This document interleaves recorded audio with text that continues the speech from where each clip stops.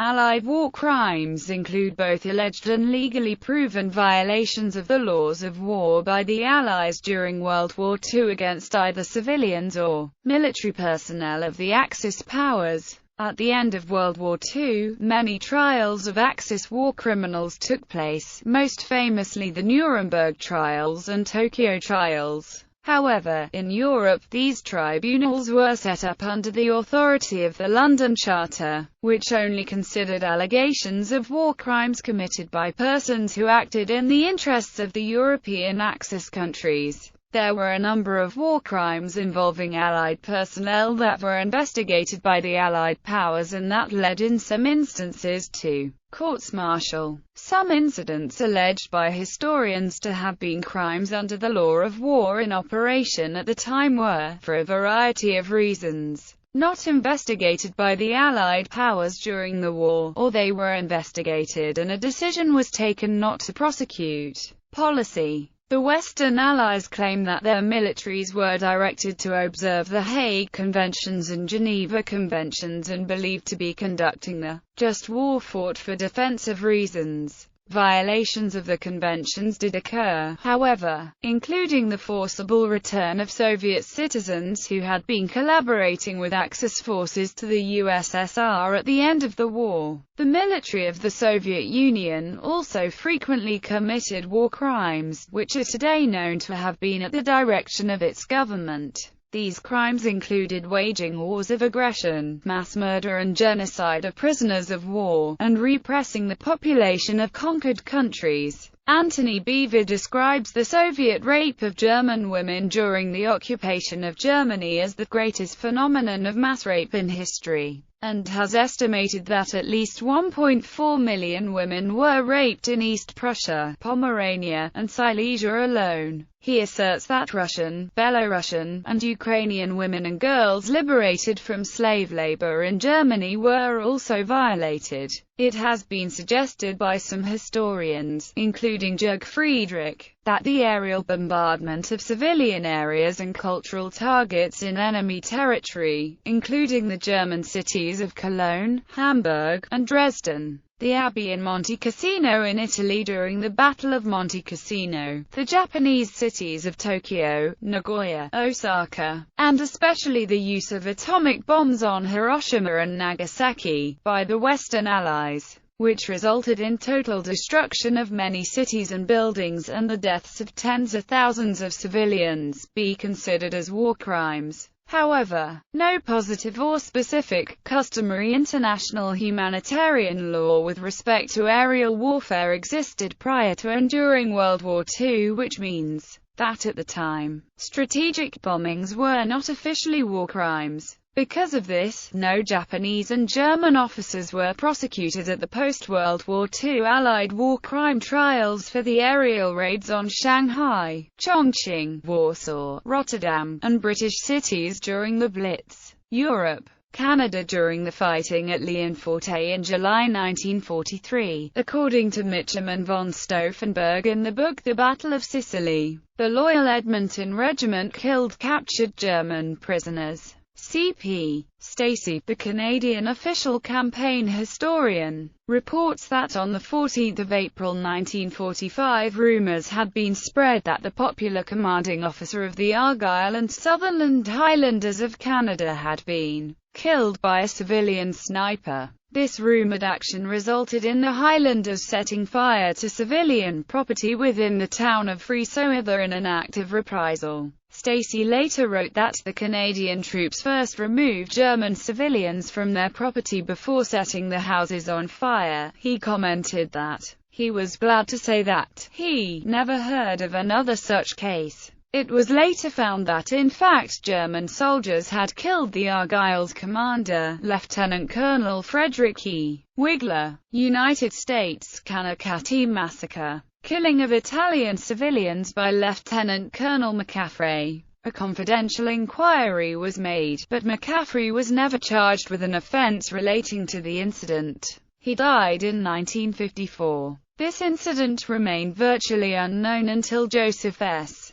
Salemi of New York University, whose father witnessed it, publicized it. In the Biscayne massacre, which consists of 2 instances of mass murders, U.S. troops of the 45th Infantry Division killed roughly 75 prisoners of war, mostly Italian. Operation Teardrop. 8 of the surviving, captured crewmen from the sunk German submarine U-546 were tortured by U.S. military personnel. Historian Philip K. Lundeberg has written that the beating and torture of U-546's survivors was a singular atrocity motivated by the interrogators' need to quickly get information on what the U.S. believed were potential missile attacks on the continental U.S. by German submarines. The Dachau Liberation Reprisals. Upon the liberation of Dachau concentration camp, about a dozen guards in the camp were shot by a machine gunner who was guarding them. Other soldiers of the 3rd Battalion, 157th Infantry Regiment of the U.S. 45th Division killed other SS guards who resisted. In all, about 30 were killed, according to the commanding officer Felix L. Sparks.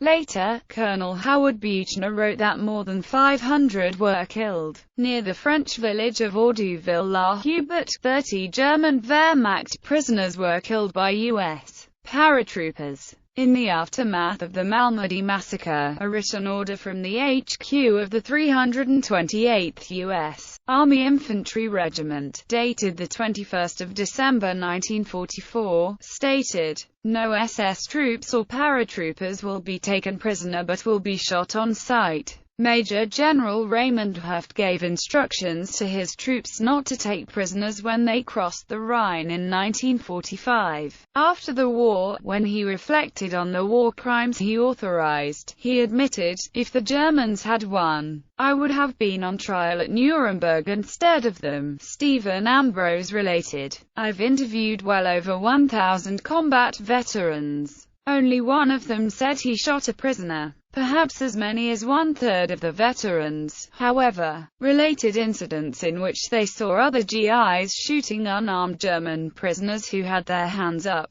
Secret wartime files made public only in 2006 revealed that American GIs committed 400 sexual offenses in Europe, including 126 rapes in England, between 1942 and 1945. A study by Robert J. Lilly estimates that a total of 14,000 civilian women in England, France and Germany were raped by American GIs during World War II. It is estimated that there were around 3,500 rapes by American servicemen in France between June 1944 and the end of the war, and one historian has claimed that sexual violence against women in liberated France was common. Recent studies have increased the estimate of victims of rape to 190,000 women by US GIs. Franz Mackey following the Operation Dragoon landings in southern France and the collapse of the German military occupation in August 1944. Large numbers of Germans could not escape from France and surrendered to the French forces of the interior. The resistance executed a few of the Wehrmacht and most of the Gestapo or SS prisoners. The Mackey also executed 17 German prisoners of war at St. Julien de Kremps on 10 September 1944, 14 of whom have since been positively identified. The murders were revenge killings for German murders of 17 local inhabitants of the village of St. Julien on 3 August 1944, which were themselves reprisal killings in response to resistance activity in the St. Julien region, which was home to an active Maquis cell. Moroccan Gaumiers. French Moroccan troops of the French Expeditionary Corps, known as Gaumiers, committed mass crimes in Italy during and after the Battle of Monte Cassino and in Germany. According to Italian sources, more than 12,000 civilians, above all young and old women, children, were kidnapped, raped, or killed by Gaumiers. This is featured in the Italian film La Ciociara with Sophia Loren. Anthony Clayton, in his book, France, Soldiers, and Africa, devotes several pages to the criminal activities of the Gaumiers. which he partially ascribes to the record of what was considered normal practices in their homeland, Yugoslavia. Soviet Union. The Soviet Union had not signed the Geneva Convention of 1929 that protected and stated how prisoners of war should be treated. This cast doubt on whether the Soviet treatment of Axis prisoners was therefore a war crime, although prisoners were not treated even remotely in accordance with the Geneva Convention, resulting in the deaths of hundreds of thousands. However, the Nuremberg Tribunal rejected this as a general argument. The tribunal held that the Hague Conventions and other customary laws of war regarding the treatment of prisoners of war were binding on all nations in a conflict whether they were signatories to the specific treaty or not.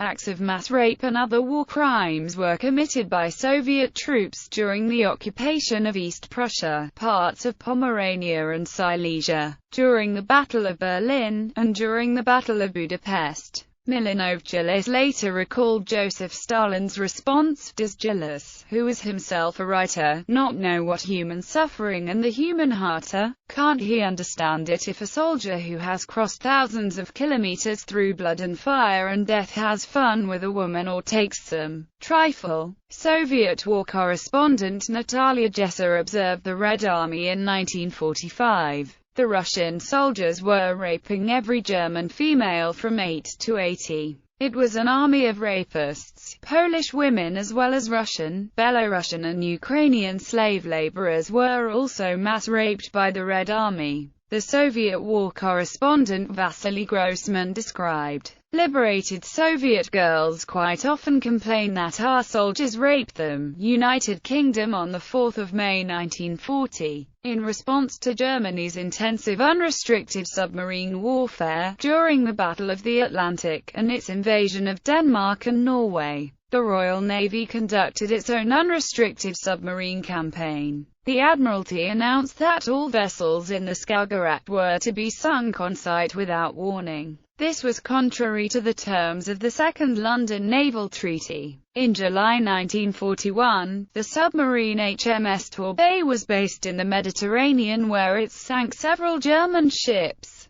On 2 occasions, once off the coast of Alexandria, Egypt, and the other off the coast of Crete, the crew attacked and killed dozens of shipwrecked German sailors and troops. None of the shipwrecked survivors pose a major threat to Torbay's crew. Myers made no attempt to hide his actions, and reported them in his official logs. He received a strongly worded reprimand from his superiors following the first incident.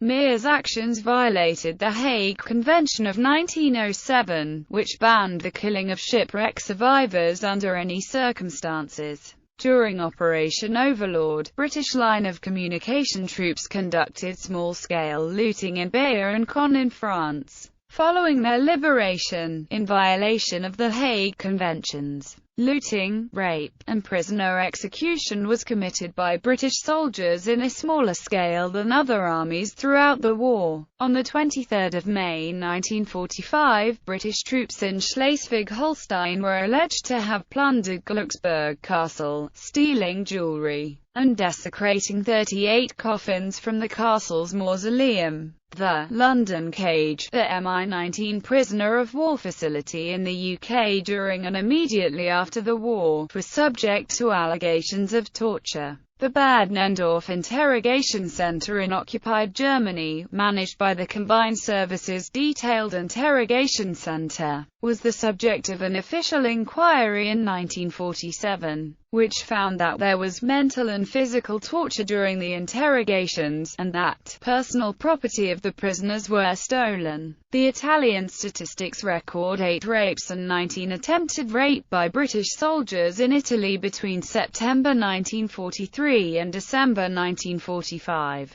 Various sources, including the Special Investigation Branch as well as evidences from Belgian reporters, said that rape and sexual harassment by British troops occurred frequently following the invasion of Sicily in 1943. In Germany, although far from the scale of those committed by the Red Army, rapes of local women were also committed by British and Canadian troops. Even elderly women were targeted. Though the Royal Military Police tended to turn a blind eye towards abuse of German prisoners and civilians, rape was a major issue for them. Some officers, however, treated the behavior of their men with leniency. Many rapes were committed under the effects of alcohol or post-traumatic stress, but there were cases of premeditated attacks, like the assault on 3 German women in the town of Neustadt am Rübenberger, or the attempted gang rape of 2 local girls at gunpoint in the village of Oil, near Nürnberg, which ended in the death of one of the women when, whether intentionally or not, one of the soldiers discharged his gun, hitting her in the neck. There were also reports of sexual assault and indecency committed by British soldiers against children in Belgium and the Netherlands, when a number of men were convicted of these crimes while fraternizing with Dutch and Belgian families during the winter of 1944–45.